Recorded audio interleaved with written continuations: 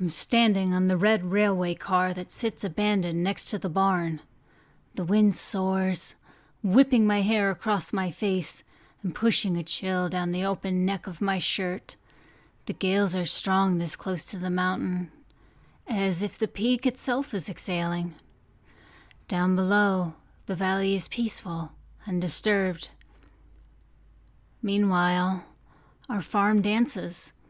The heavy conifer trees sway slowly, while the sagebrush and thistles quiver, bowing before every puff and pocket of air.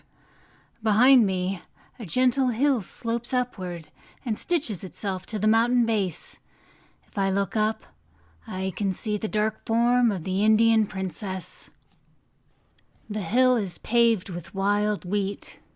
If the conifers and sagebrush are soloists, the wheat field is a corps de ballet, each stem following all the rest in bursts of movement, a million ballerinas bending, one after the other, as great gales dent their golden heads.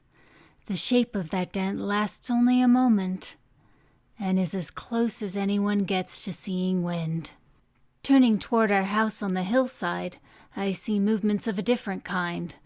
Tall shadows stiffly pushing through the currents. My brothers are awake, testing the weather. I imagine my mother at the stove, hovering over bran pancakes. I picture my father hunched by the back door, lacing his steel-toed boots and threading his calloused hands into welding gloves. On the highway below, the school bus rolls past without stopping. I am only 7, but I understand that it is this fact, more than any other, that makes my family different. We don't go to school. Dad worries that the government will force us to go, but it can't, because it doesn't know about us. 4 of my parents' 7 children don't have birth certificates. We have no medical records because we were born at home, and have never seen a doctor or nurse. We have no school records because we've never set foot in a classroom. When I am 9, I will be issued a delayed certificate of birth, but at this moment, according to the state of Ohio and the federal government, I do not exist. Of course, I did exist. I had grown up preparing for the days of abomination, watching for the sun to darken, for the moon to drip as if with blood. I spent my summers bottling peaches, my winters rotating supplies. When the world of men failed, my family would continue on, unaffected. I had been educated in the rhythms of the mountain, rhythms in which change was never fundamental, only cyclical. The same sun appeared each morning, swept over the valley, and then dropped behind the peak. The snows that fell in winter always melted in the spring. Our lives were a cycle, the cycle of the day, the cycle of the seasons.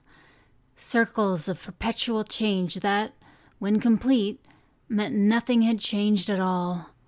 I believe my family was a part of this immortal pattern, that we were, in some sense, eternal.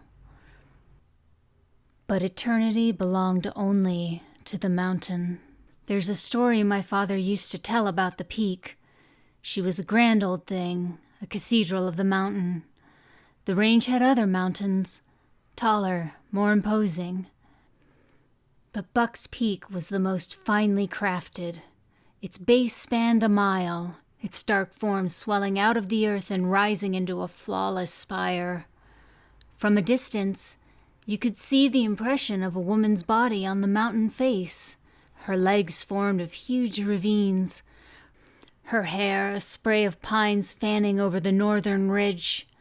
Her stance was commanding, one leg thrust forward in a powerful movement, more stride than step. My father called her the Indian princess. She emerged each year when the snows began to melt, facing south, watching the buffalo return to the valley. Dad said the nomadic Indians had watched for her appearance as a sign of spring, a signal the mountain was thawing, winter was over, and it was time to come home.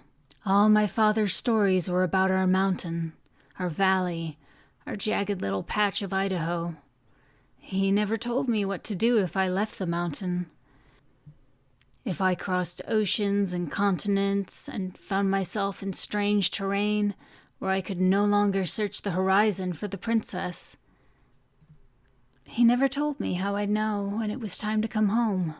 My strongest memory is not a memory. It's something I imagined, then came to remember as if it had happened. The memory was formed when I was 5, just before I turned 6, from a story my father told in such detail that I and my brothers and sister had each conjured our own cinematic version, with gunfire and shouts. Mine had crickets. That's the sound I hear as my family huddles in the kitchen, lights off, hiding from the feds who've surrounded the house. A woman reaches for a glass of water, and her silhouette is lighted by the moon. A shot echoes like the lash of a whip, and she falls.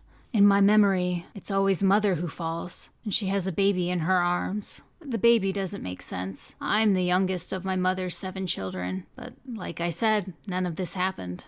A year after my father told us that story, we gathered one evening to hear him read aloud from Isaiah, a prophecy about Emmanuel.